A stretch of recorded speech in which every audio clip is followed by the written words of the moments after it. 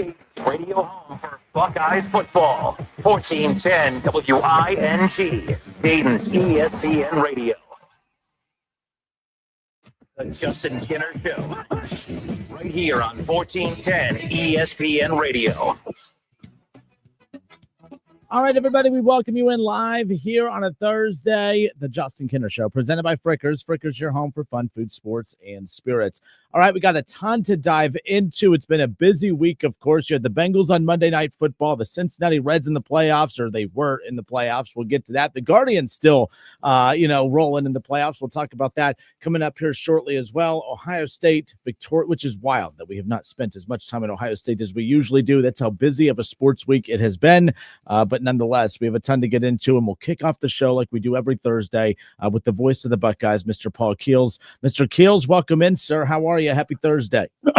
I'm good. How you doing, Justin? I'm very busy, and that's a good thing. There's a lot going on, and especially in the world of sports. And, Ohio State and yourself, you just got back from your first road trip of the season. Well, and it was an impressive win for Ohio State, especially the way they played defensively, especially with the way they were able to kind of shut down a Washington offense that had been rolling in high gear. So anytime a win comes about, it's a good one, and there's probably a little added value when it's away from home. Look, we know how good this defense is. We've talked about it every week that you've come on, but I mean, are there certain points where even you're kind of blown away at just how good this defense has been, considering the pieces that they lost from a season ago? Are you even surprised at how good this defense has been? In some ways. And Justin, I think the biggest thing, if you look at that last game, Washington was averaging over 50 points a game. Now, take into consideration who they were playing. That's part of it. But when you watch the film of their, had recorded their previous game, you saw how dangerous their quarterback, Damon Williams, was both running and throwing the football. You saw how dangerous with their key people at receiver and running back could be. For this defense to shut them down the way they did and to get the pass pressure on them the way they did in concert with the way the secondary covered their receivers, very impressive. And, to go on the road and do that and really kind of nullify a loud crowd was impressive with what they did. But, look at what they've done with the previous opponents, too. Yes, it was Ohio University, no disrespect meant. And, yes, it was Grambling State, but they also held Texas to a single touchdown. So there have been some points that really have made you feel that this defense has the ability to play at a very, very high level. I was intrigued by that matchup just for a lot of reasons. Obviously, even with as good as the defense has been, obviously new quarterback, although not that new, we're a few weeks into the season, but it was his first road game, first Big Ten game. Just your overall evaluation of how Julian Sayin looked in his first road Big Ten game. Well, like we've talked, he continues to look comfortable back there. Things didn't seem to rattle him when they didn't go well. And I think the fact that maybe the new thing we saw last Saturday that we hadn't seen in the previous three games, his ability to use his mobility to keep plays going. He had one crucial scramble where he got downfield, didn't get the first down, but he made a shorter field goal proposition for Ohio State. And just being able to see him move laterally, move around to keep plays open, to allow receivers to come open. With all of the other things that we've talked about, his quick release, his seeming accuracy, and getting the ball to the playmaker. So I think it was just another step in seeing a young man become more comfortable at a high-profile position. Yeah, and to do that, I mean, look, it was 7-3 at halftime. You're on the road. That environment was unbelievable, as you mentioned a little bit ago. The cool part about that matchup as well, very solid opponent. They had a lot of weapons on the offensive side of the ball for the defense, but another learning opportunity for Julian Sayin, playing a close game on the road, Big Ten opponent. That's something that he's going to see a lot of moving forward this year and next year as the Buckeyes quarterback, of course. Well, and the way Ryan Day and the other coaches and people have talked about, there was no panic on that sideline when things weren't going well, when it was a tight score, like you said, when they had the fumble on the punt return, which looked like it was going to be a very good return. The situation that cropped up with some of the penalties that got in their way, a fourth down stop early on in the football game. There didn't seem to be any panic with this football team and no feeling that they weren't going to win the football game. So you never know for sure until a team runs into some adversity. They did there. No major adversity, fortunately, but they were able to overcome those things and continue to play well. And, you never know how decisive that game could have been if some of those things didn't happen. But, that's part of what a football team has to deal with, and they dealt with it well. Paul Keels, voice of the Buckeyes, with us here again, the Justin Kinner Show, presented by Frickers. Ohio State victorious last Saturday over Washington on the road, their Big Ten opener, of course. Now their second Big Ten matchup coming up this Saturday night at the Shoe, a night game, 7:30, the kickoff, and we'll have pregame coverage beginning at 6 right here with Paul Keels, of course, on 1410 ESPN Radio. But, Paul, now they welcome in Minnesota to the Shoe for a 7:30 kickoff on Saturday night. So 1-0 in the Big Ten, Ohio State and Minnesota. They're coming off their Big Ten opener with the win over Rutgers as well. What have you seen on Minnesota, and what do you anticipate in this matchup? Well, they were fortunate to get that win. Rutgers had some uncharacteristic special teams problems, a blocked field goal, a missed field goal. But what you saw from Minnesota in that game is Drake Lindsey, their quarterback, really exerted himself with connecting to receivers and throwing the ball downfield. And they had to, because their rushing game has been in trouble. Their top 2 rushers have been out with injury. Don't know what their status is moving forward. I believe they rushed for under 40 yards in that football game. But a quarterback who's shown the ability to get the ball all around to tight ends, to receivers, and to running backs as well. Defensively, they've got one of the most intriguing players, a safety by the name of Coy Parrish, who also returns kicks for him and at times is used as a gadget wide receiver. He's a guy that was a freshman All-American last year and exploded onto the scene with the way he played. So it's a team that's very physical, comes in playing hard. You never really know for sure about a team like that, especially given the fact that they've got some injuries at running back position. But it's a football team that's coming off a win, and that makes them dangerous. Yeah, again, Ohio State back at home, coming up on Saturday, and then on the road for 3 of the next 4 weeks, of course, at Illinois, at Wisconsin, the big one with Penn State on November 1st, and then at Purdue. Got a lot of home games early, which we're used to, of course, but this is an interesting little chunk right here, 3 of the next 4 on the road.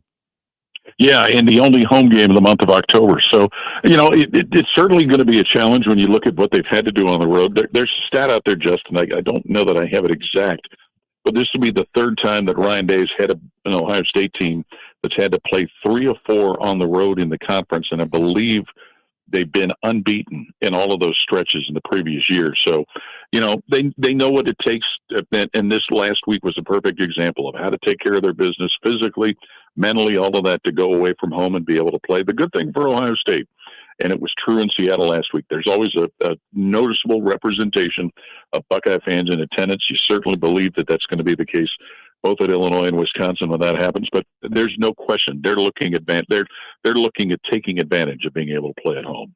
Learned a new term this past Saturday. We don't get that around here. Sailgating, not tailgating, but sailgating. Did you and Skip get a chance to sailgate before the game this past Saturday? No, we did not. But I got to tell you, and having been at that stadium before and having seen it, it certainly was a beautiful sight to see again. The open end of the Washington Stadium opens up to Lake Washington, where people come up on boats and park them there and sailgate rather than tailgate. It is just one of the most scenic settings at a college football stadium that I've ever been at. I know there were some Ohio State fans that were able to take advantage of it, but and the good thing also, from what we were told by a lot of the locals, that was probably the last weekend they were going to have summer-like nice weather, because, as you know, it gets kind of rainy and overcast in Seattle for much of the fall, rolling into whatever winter they have. But sailgating was very much on point and very strong out there Saturday. All right, Paul Keels, voice of the Buckeyes. Just a couple big games in the Big Ten that we'll be keeping an eye on this weekend. Paul, Michigan back at it, noon kickoff. They welcome in Wisconsin. Michigan the favorite in that one, but they're looking to keep it rolling. 3-1, number 20 in the country. They got Wisconsin coming to town. Yeah, and Wisconsin and Luke Fickell need a big win. It's been a struggle for the Badgers and Coach Fickell, who's very highly thought of, as you can imagine, around here. And, I think people still are not sure what to make out of Michigan. We know that Bryce Underwood is very talented. Certainly their top 2 running backs are very talented. Defensively, they still have not all of the key pieces from last year. So this will be another significant test to see how well Michigan has retooled. But, boy, Wisconsin is badly, badly in need of a big win. We thought Ohio State was going to have a top 10 showdown with Illinois here, in just over a week, of course, but that's not going to be the case. But Illinois is still in the top 25. They're going to be on the road taking on Purdue. Illinois, a 9.5-point favorite. That's another noon kickoff coming up. But I thought Illinois did a pretty good job bouncing back after getting blown out by Indiana. The way that they bounced back and got a win over USC, I thought that was a very good, mentally tough showing from Illinois after that tough loss against Indiana. No question. And the hind whipping they took at Indiana really surprised a lot of people. Not that they lost, but that they lost the way that they did. Now, they've had some injury that played a part into the Indiana game, and I don't know where that is going forward, but that was a nice recovery, you're right. And, assuming they're able to take care of things against Purdue that's still going to be a big game. That'll be the first time that Ryan Day has ever coached against Illinois.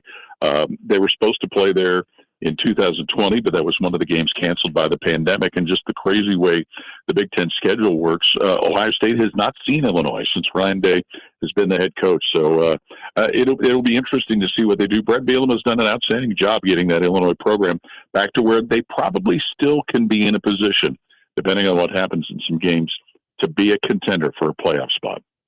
All right, Penn State. I mean, we talked about Illinois coming off of a tough loss 2 weeks ago. Penn State coming off of a tough loss against Oregon. There's no shame in losing to Oregon, but that's definitely a win and just a resume type of thing that Penn State really needed. They're still one of the favorites, of course, but there's a lot of doubt that they could win enough consistently at big games, and to lose a big game the way they did just reminds me of last year at this time with the narrative that was surrounding Ryan Day and Ohio State. Tough loss for Penn State, but they got to turn around. They're going to go play a team that's not very good in UCLA, but it's more about Penn State and who they are coming out than who they're playing at this point. Yeah, probably a good matchup for them to go out and face UCLA, given the difficulty that they're going through. But, the thing that maybe is getting lost in all of that, Justin, is the way Penn State played to come back and get that game into overtime. You saw some of the skill and the ability they have that people thought before the season could make them a national contending type of team. But it just has added to all of the discussion about they can't win a big game under James Franklin. Obviously a lot of the criticism going to their quarterback, Drew Aller. But, they still have a lot of things in front of them, and they can follow somewhat of a roadmap that Ohio State followed last year. All right, well, good stuff. Every Thursday, the voice of the Buckeyes, Paul Keels, gives us some time. We recap the previous week's game, preview the upcoming game, and as well some of the top headlines around college football and the Big Ten, of course. You can catch Paul Keels this Saturday night, 6 o'clock. Pregame coverage begins with the 7:30 kickoff. Ohio State welcoming in Minnesota for their second Big Ten contest of the season. Paul, thank you so much as always. Can't wait to hear you on the call on Saturday, and we'll talk to you next Thursday. Sounds good, Justin. Take care. All right, good stuff. Paul Keels, voice of the Buckeyes. It's the Justin Kinner Show right here on 1410 ESPN Radio. We have a ton to get into. As the headline for those online, it said, Paul Keels kicks off the show, and the Reds are, kicked out of the playoffs. I mean, they played 162 games. They took us on quite the roller coaster to get us to get super excited for 2 more games. Oof. All right, Reds fans, let's dive into it. They get knocked out in 2 against the Dodgers. We'll talk all things Reds when we come back. The offseason is officially here. Coming up next.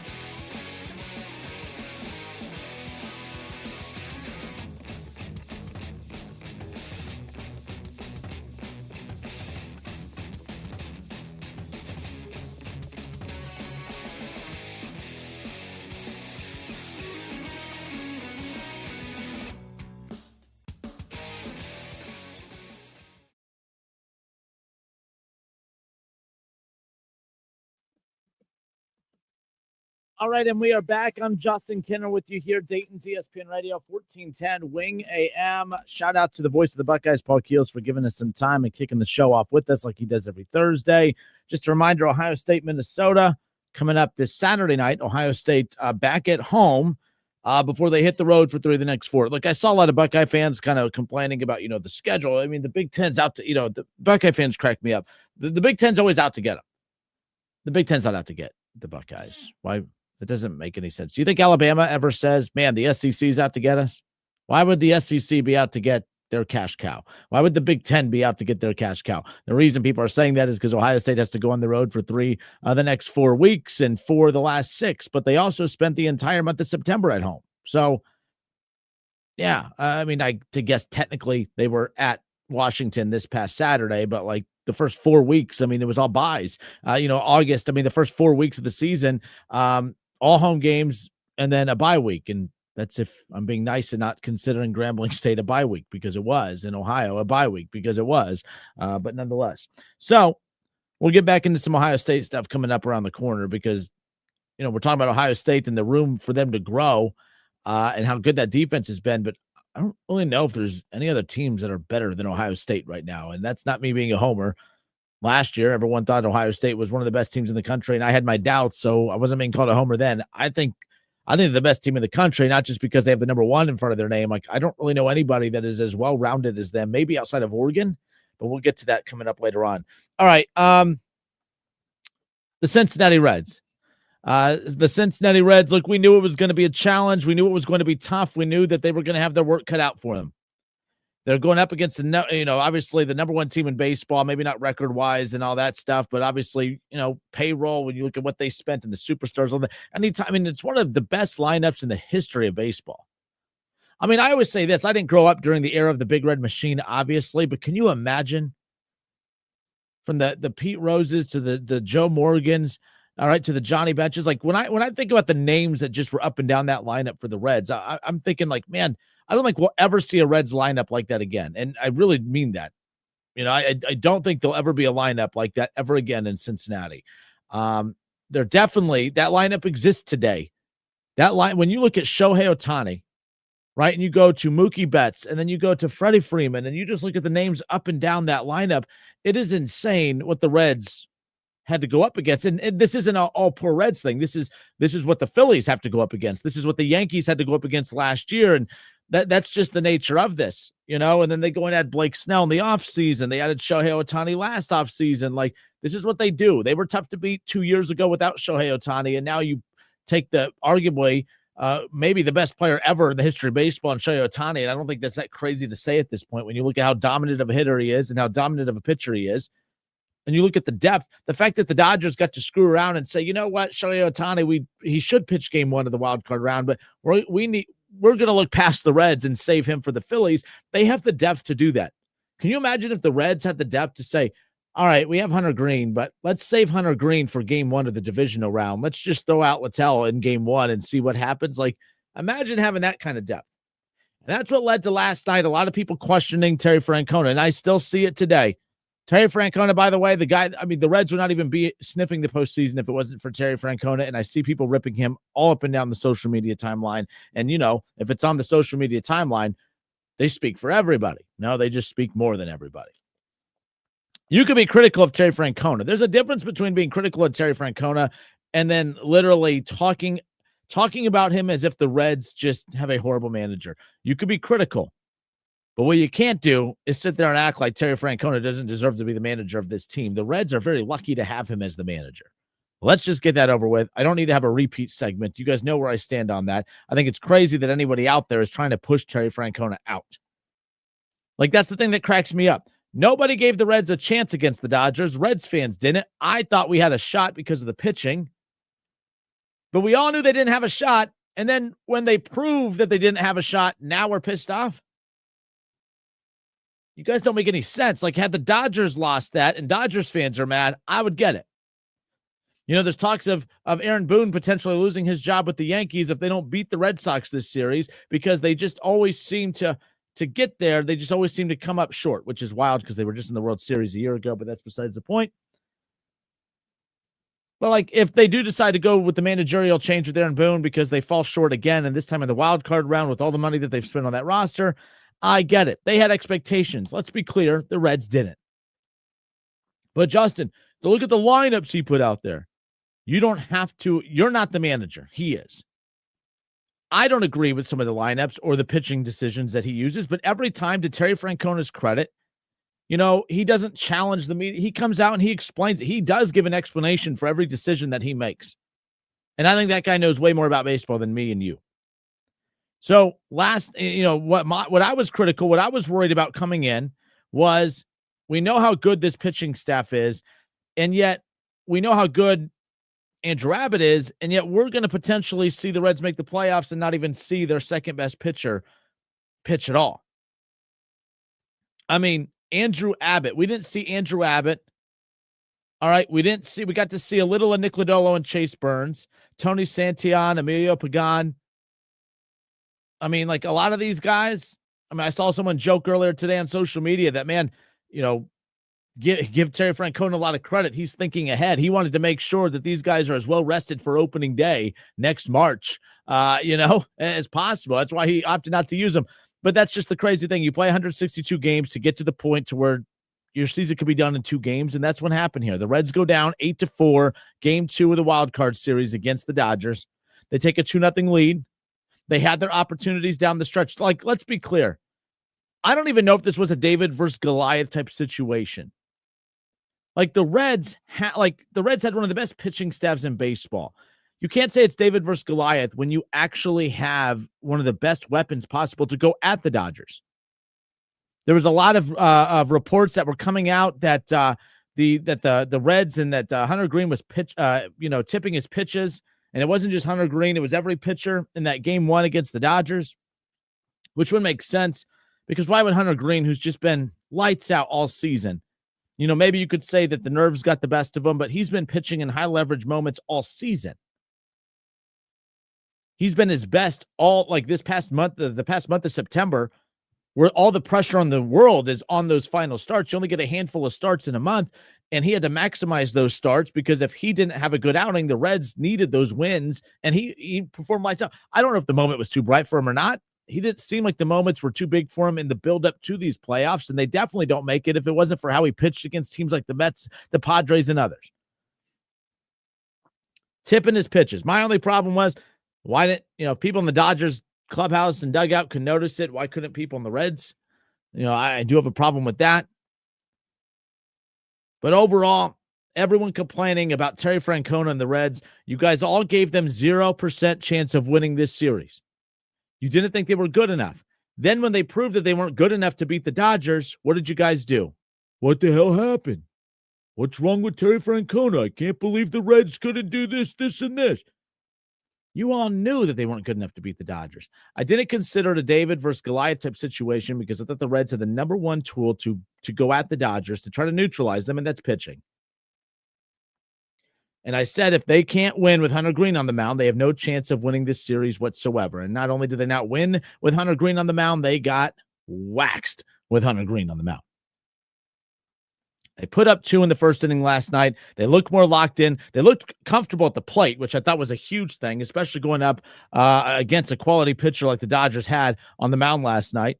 But the dagger, of course, when they left the bases loaded, when you had the middle of the core, the heart of your lineup up. Elly De La Cruz strikes out with the bases loaded. You had the heart of your lineup with the bases loaded, no outs, and an opportunity to get back into it, to take the lead, to take control, to force a game 3. Every other team that lost game 1 of their playoff series won yesterday to force a game 3 today. There's 3 game 3s today. There should be 4. The Reds couldn't get it done.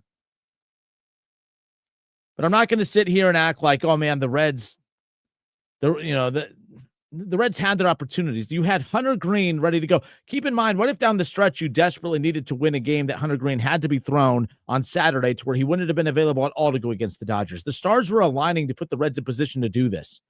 You had Hunter Green in this pitching staff to go at the Dodgers. It just didn't work. All right? You had opportunities down the stretch where, like I said, if you would have just righted the ship a little bit to get through the Dodgers starters, They have one of the worst bullpens in baseball. They made it. They have one of the best closers, but they have one of the worst bullpens. And we saw it again last night. The Reds had a chance last night to chip away at it. Once they went to the bullpen 2 nights ago, that game should have been over with early, and it felt like it, and it was, but they went to the bullpen, and the Reds started rallying late. They put up those 5 runs. They rallied late. Too little, too late, but they rallied late. You had the Dodgers' bad bullpen, your great starting pitching. All right, the fact that you played them in a shortened series, some of your worst hitters got hot. Your best hitters went cold. If your worst hitters that got hot complemented your best hitters, while your starting pitching would have contributed the way it should have, you know what I mean? Like in a short series, the Reds had every opportunity possible. They squandered it. I don't feel bad for them, but I'm not mad at them either. You cannot sit there. You spent all week telling me the Reds have no shot. I've followed everything on social media, not just mine, but across the board. Everyone didn't give the Reds a shot, Reds fans included. And then when the Reds lose, you guys are angry because you were right? I don't get it. Terry Francona, he lost in that series. I can't believe he did this, this, and this. What are we doing? You guys know damn well that he was not given the strongest roster in the world. And he somehow found a way to take that roster with all its deficiencies and lead him to the playoffs. But he's the problem. Look at the problems on this roster up and down. There's a lot of strengths. I love the pitching. I love select players there. I love the Sal Stewart. I love the development of him. Ellie De La Cruz wasn't great this year, but even him not great is still a very, very good player, right? Like we saw a major comeback this year, by multiple key players. Spencer Steer, as bad as he was to start the season with how banged up he was, to me, it was just great to see the way that he, bounced back throughout the season and became one of the best defensive first basemen in all of baseball. And yet we were still trying to find ways to force somebody who doesn't play first base to play first base. We were forcing guys to play left field that don't play left field. We were just moving guys all over the place because nobody fits. The Reds have a roster full of guys that just don't fit. They have guys that could contribute, but they just don't fit. I like Spencer Steer. Is he your first baseman? I mean, he's a great defensive first baseman. When he's healthy, he can hit the ball. That complements the other side of the infield at third base with Ke'Bryan Hayes, who's not a very good hitter, but the best defensive third baseman in baseball. That's a great compliment there. Matt McClain's a solid defensive second baseman, but I mean, is he the hitter that he was his rookie season or the hitter that he was last year or 2 years ago, whatever? I mean, I don't know. What do you do with this Reds, roster, with this lineup? We're going to talk about that more coming up in a moment. But there's a lot of positives to take away from this season. I'm not going to sit here and act like this was a horrible thing. Noelvi Marte, the growth of him. The emergence of Sal Stewart. We know Ellie's a star. Ellie's going to get some of this stuff ironed out. I heard people say, is it really time to start talking about the development of Ellie De La Cruz? I'm not worried. I'm not there yet. I'm bummed that he went 0 for 3 last night, with 2 strikeouts. I do have a problem with that. He did draw a walk, but I have a problem with that. He's their star player. He needs to show up. But this is the first time that any of these young stars were on this stage. And the fact that Sal Stewart was responsible for all 3 runs last night, good for him.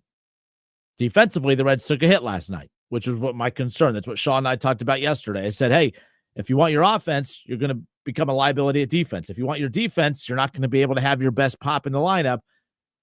It's frustrating, but that's what we saw. I'm not angry that the Reds lost yesterday. I'm just not. I was bummed, but I'm not angry. Good for them. They found a way to make the playoffs. They found a way to get there. They found a way to fight. And that's all you can ask for at this point. Now, let's say the Reds go out and have a huge offseason and they add legitimate dudes to this roster.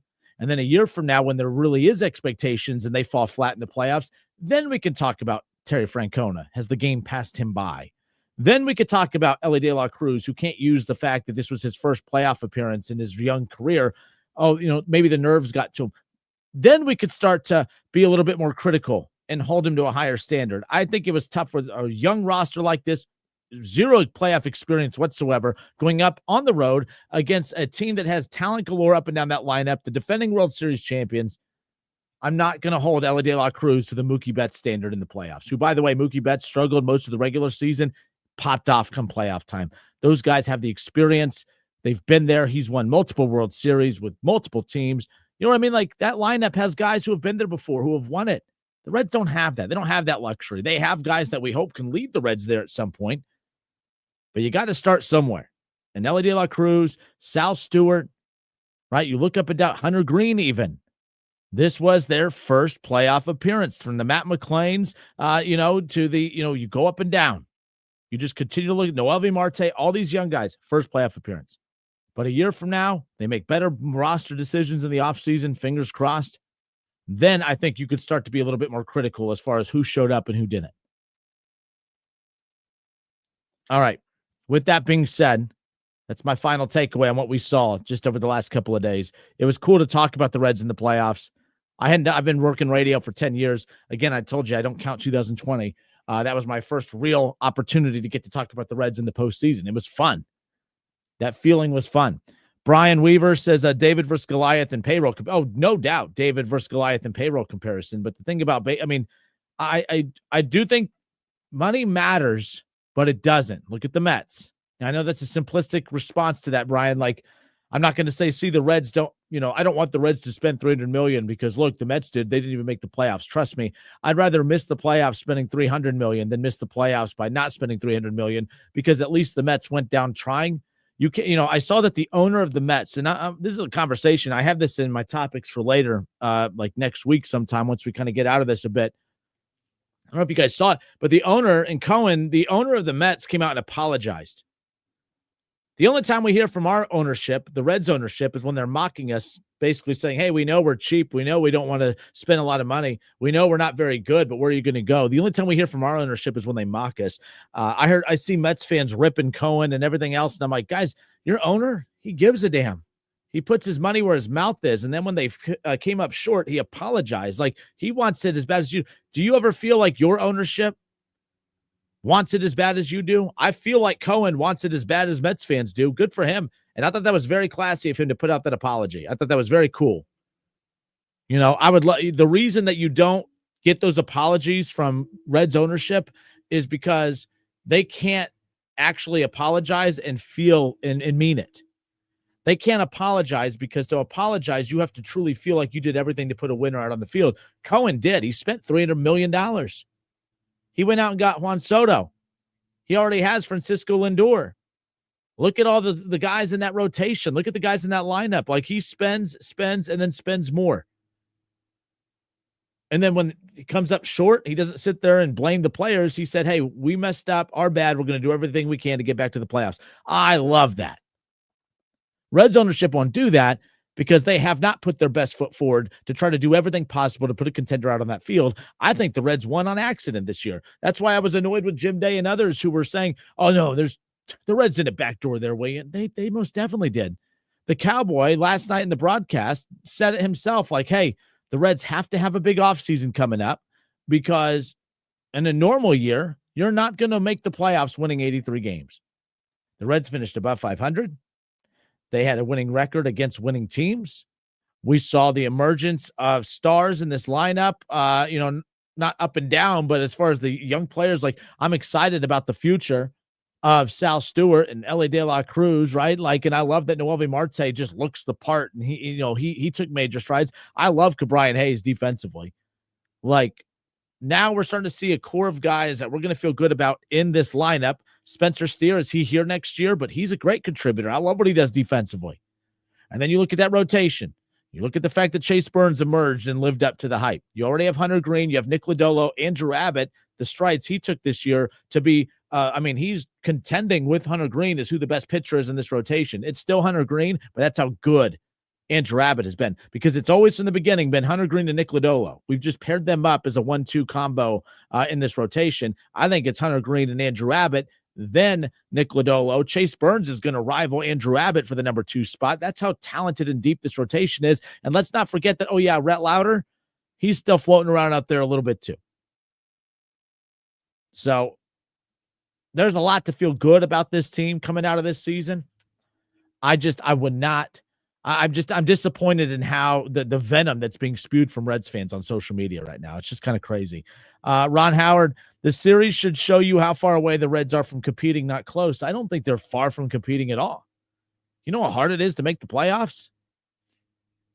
If this was the worst roster that Terry Francona has moving forward and they still made the playoffs, that's what I'm hanging my hat on right there. Brian Fraley says Francona gambled and lost. So many things had to go the Reds' way for them to win, and none of them did. That's the thing. That's why I'm not anti-Francona. He had to gamble. No matter, the team was so average that you cannot throw out. You can't just follow the rule book.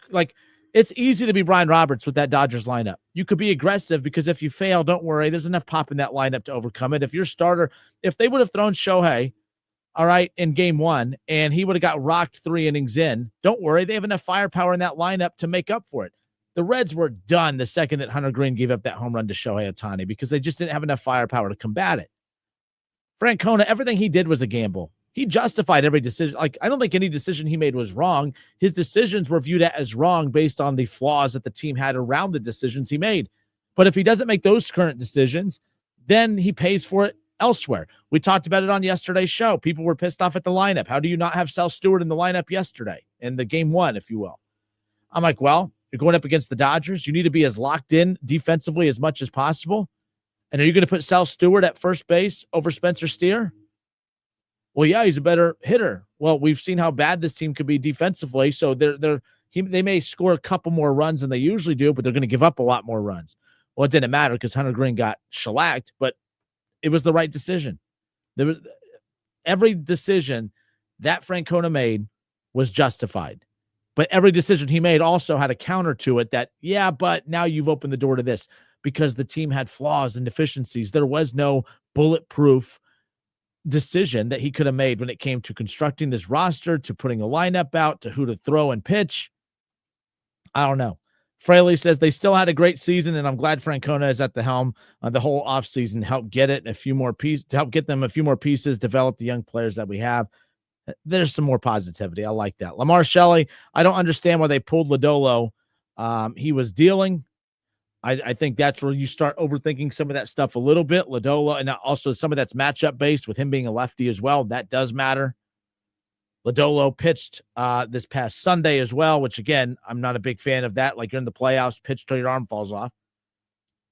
But nonetheless, second-guessing everything he does. I'm not going to get on that when it comes to Francona. Brian Weaver says, should be an interesting offseason. Does the ownership go all in and sign a big bopper that they need desperately, or do they continue to play small ball in the smallest, most homer-friendly ballpark in the league? And that's a great question. And that's a perfect segue into the next part, because I want you to pay attention to some of the biggest names in the playoffs right now. Think about the names that we have heard a lot of, all right? Think about the names that we've heard a lot of so far throughout these playoffs. Think about Jazz Chisholm right now for the New York Yankees. Think about, Teoscar Hernandez for the Dodgers. All right. You know how many names there are in these playoffs that are having big series right now that the Reds were this close to getting but opted not to?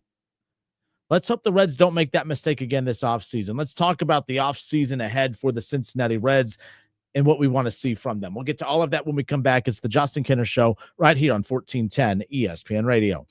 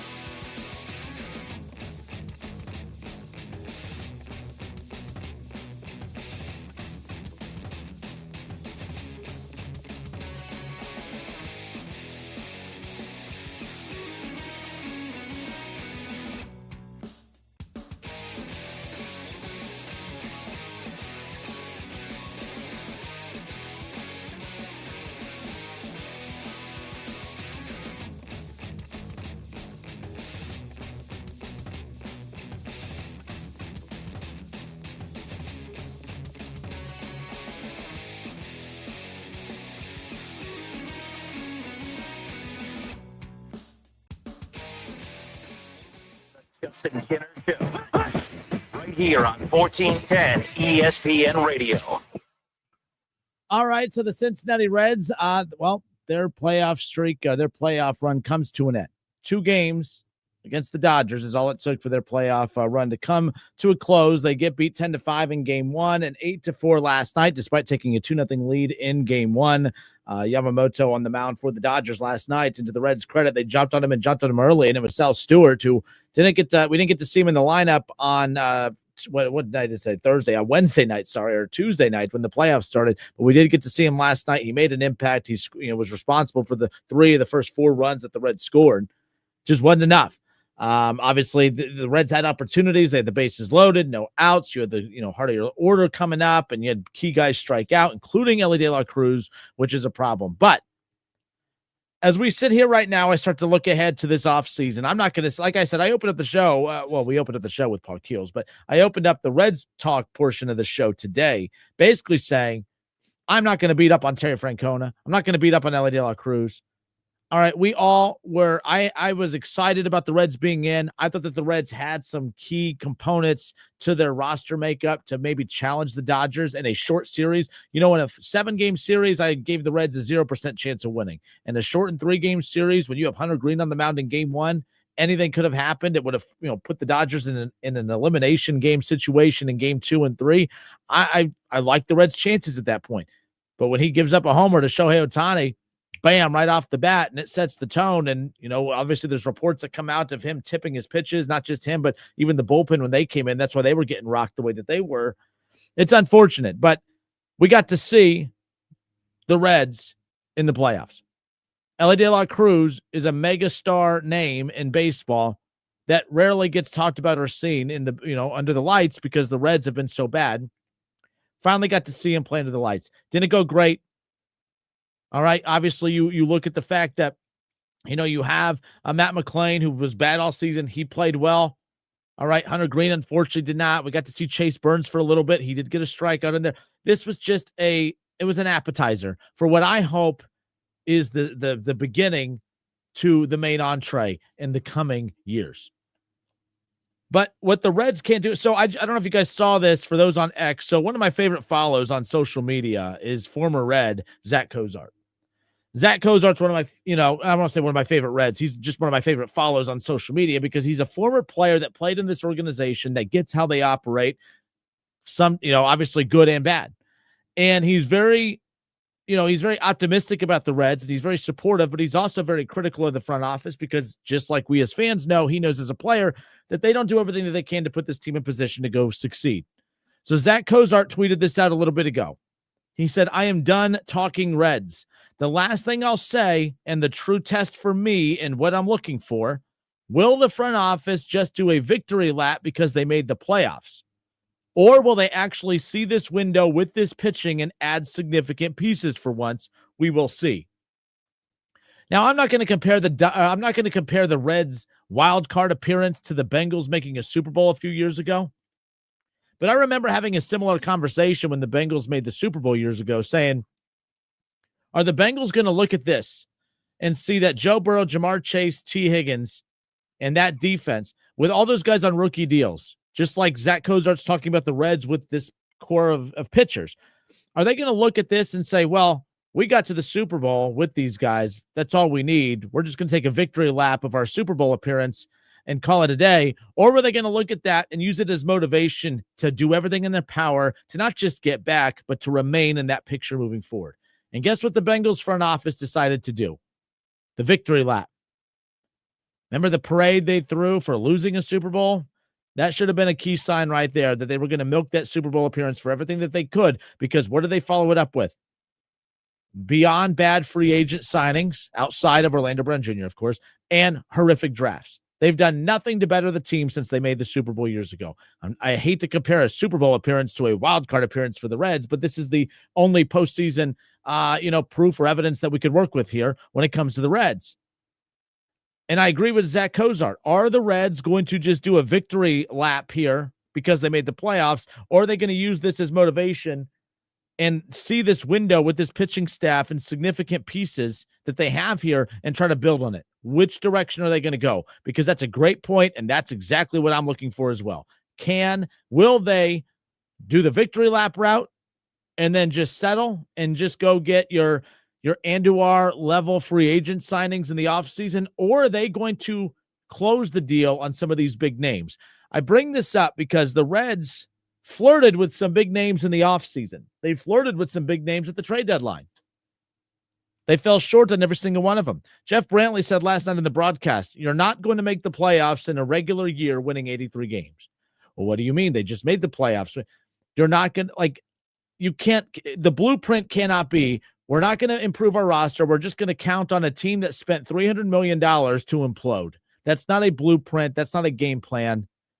That's a delusion. That's the Reds being lucky this year. You know what I mean? Do you realize that the Mets win one more game? A team that spent $300 million on their roster, more than double what the Reds did. Do you realize that they win one more game? The Reds don't even make the postseason. So the Cowboys, right. You're not going to make the playoffs in a regular year winning 83 games. So I'm glad they made the playoffs, but use it as motivation. Okay. It's not fair to sit there and compare the Reds roster to the Dodgers. But the one thing I can look at the Dodgers and say is they care, they try. Do the Reds care? Are they going to try? Look at some of the names that the Reds were in on last offseason, or at least, when the Buster Olneys and the MLB insiders were, the Tim Kirksons and others were, according, ESPN's Jeff Passan. Remember when Garrett Crochet was available as a free agent? Remember the Reds were super close to getting a deal done with him?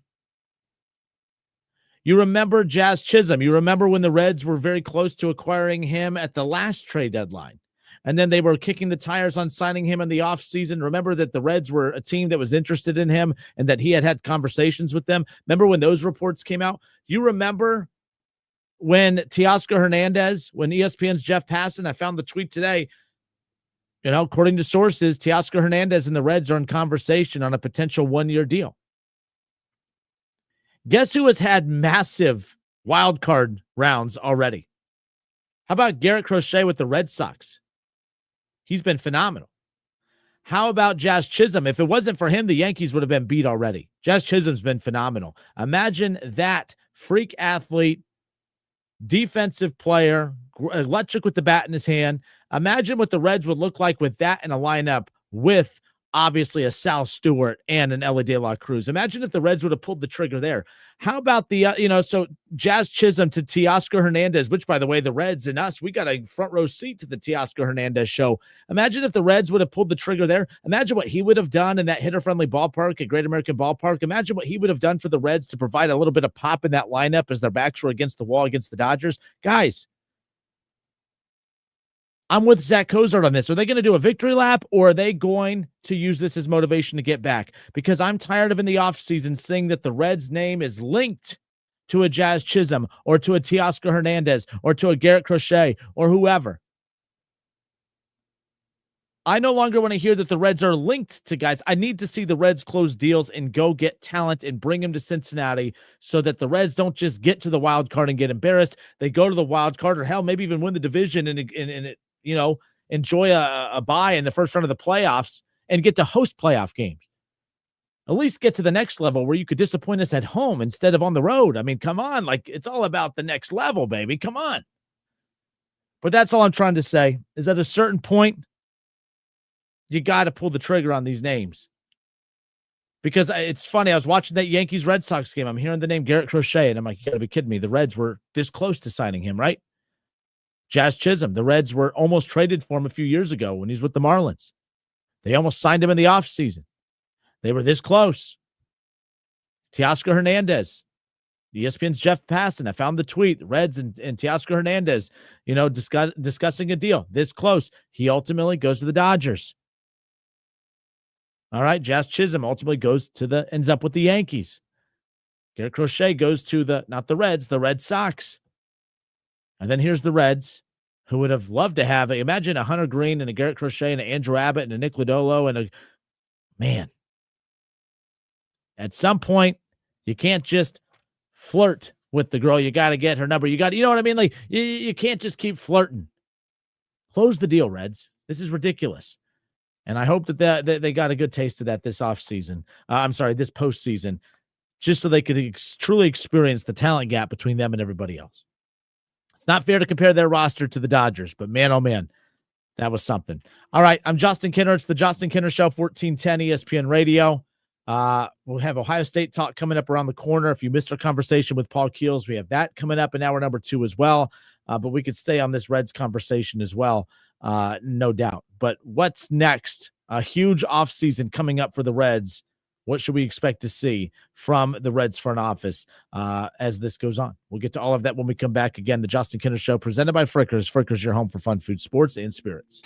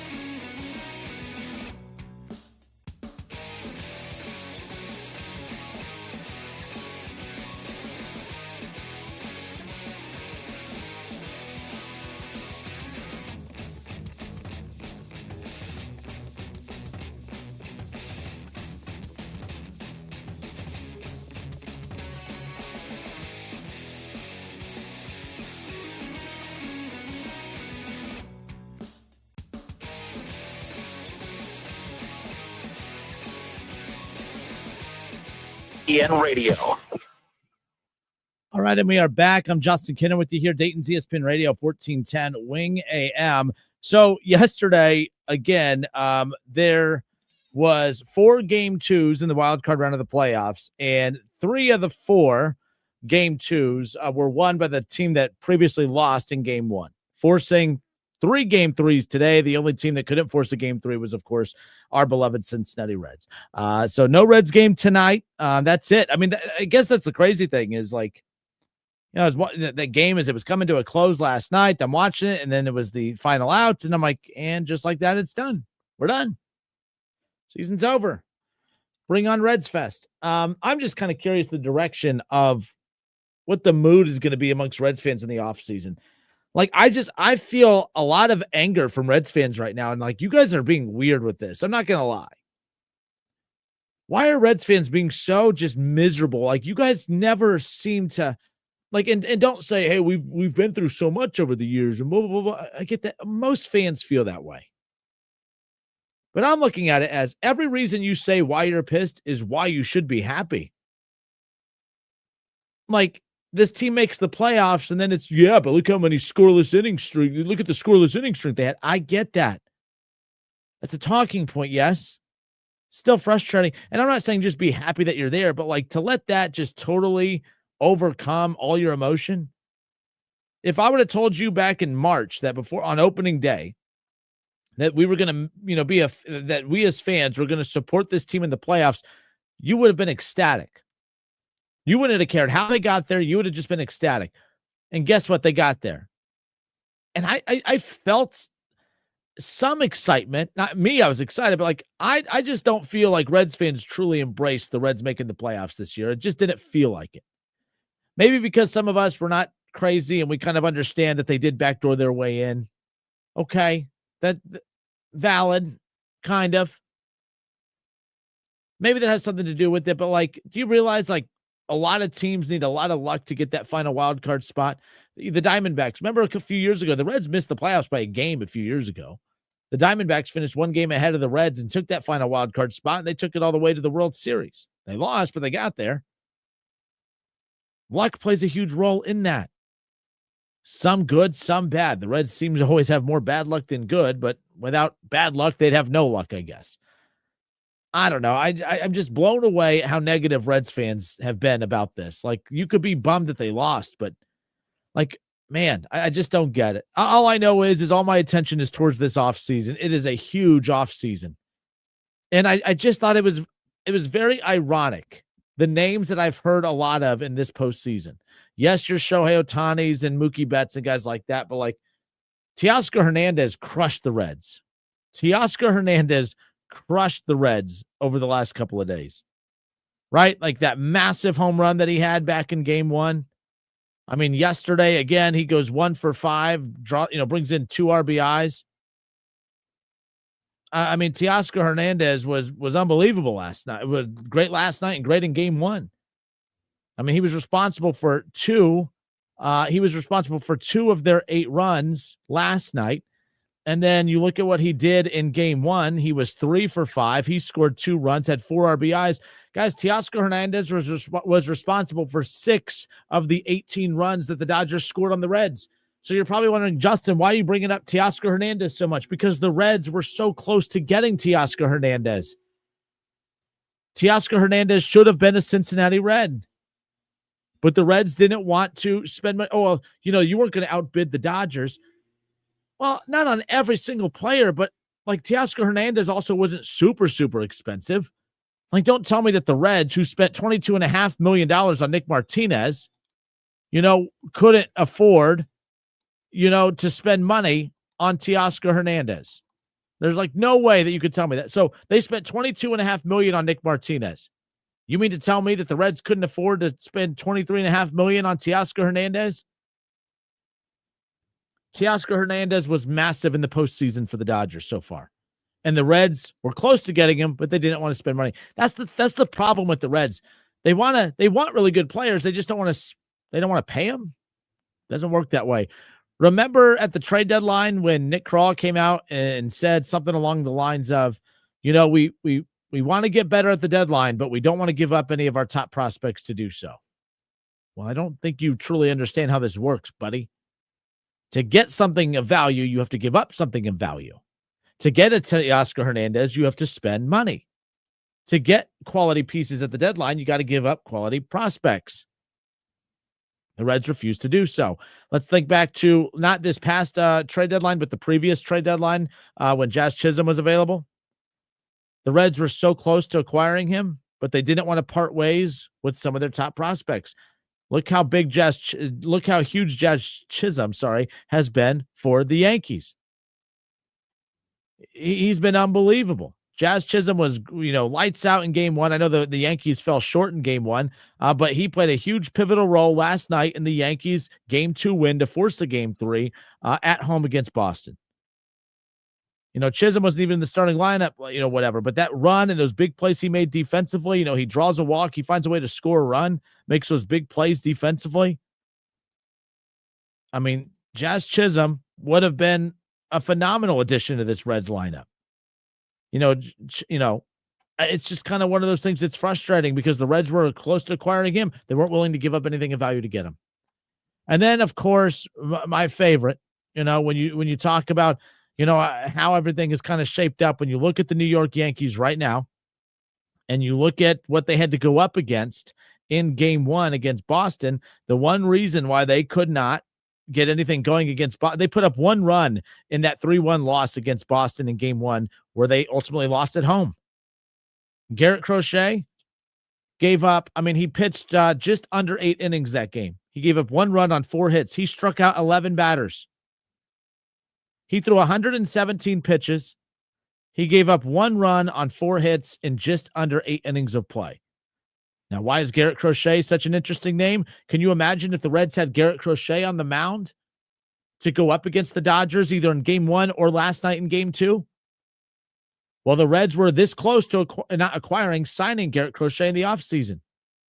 But Garrett Crochet ultimately went to the Red Sox because the Reds did not want to spend money on Garrett Crochet. And that's the problem with the Cincinnati Reds. They want those players. They want his production. And again, I get it. $24 million for Garrett Crochet. Let me ask you. Garrett Crochet was $24 million. Teoscar Hernandez, $23.5 million. All right, forget Jazz Chisholm for a second, but those 2 high-impact players, Teoscar Hernandez, that bat in that ballpark, in that lineup that desperately needed it, there's no price that's too high for me as a Reds owner when it comes to trying to put a competitor out on that field. Garrett Crochet, as dominant as this Reds pitching staff is, can you imagine a rotation for the Reds that features a Hunter Green and an Andrew Abbott, a Nick Lodolo, a Chase Burns, a Garrett Crochet? Garrett Crochet would rival Hunter Green for the top spot in that pitching rotation, and Andrew Abbott was rivaling Hunter Green for that spot. Nick Lodolo is viewed as, the 3rd best pitcher on that, and if he's your 4th pitcher, unbelievable. And then if your every 5th day pitcher is Chase Burns, who in his rookie season, his debut season, had a stretch of games where he struck out 10 or more batters, 4 straight outings. Only a handful of pitchers have done that in the history of baseball as a rookie. Guys, if you want to be taken serious, if you don't want to be a laughing stock, because that's what everyone did, the Reds just got laughed at this entire playoffs. They have to go get impact. To make an impact, you got to get impact guys. Not almost get them. Not almost get a Teoscar Hernandez, who made an impact for the Dodgers in the wild card round. Not almost get a Garrett Crochet, who made an instant, impact for the Red Sox as they beat the Yankees in game 1 on the road. You could win on the road at New York.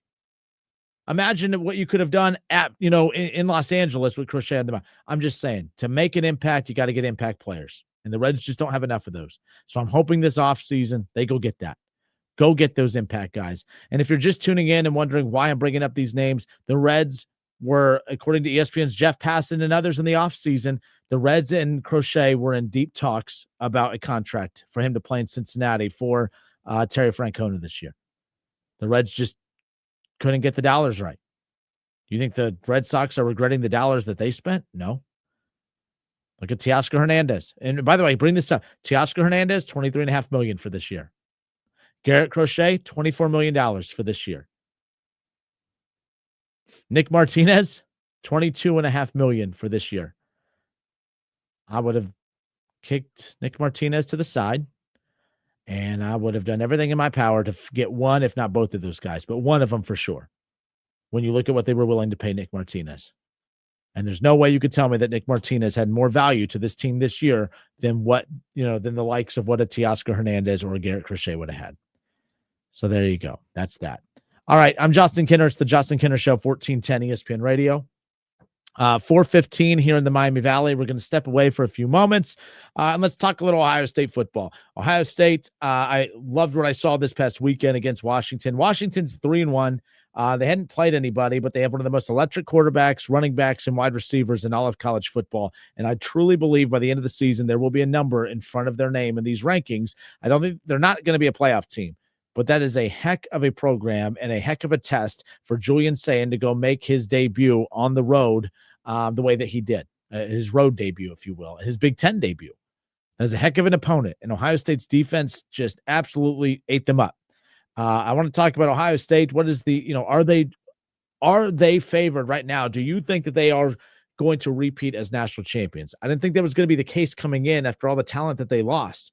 But somehow, some way, outside of Oregon, I don't think there's another team in college football that looks as complete as they do. We'll talk about that when we come back. Plus, if you missed our conversation with the voice of the Buckeyes, Paul Keels, we have that coming up for you around the corner as well. It's the Justin Kinner Show presented by Frickers. Frickers, your home for fun, food, sports, and spirits.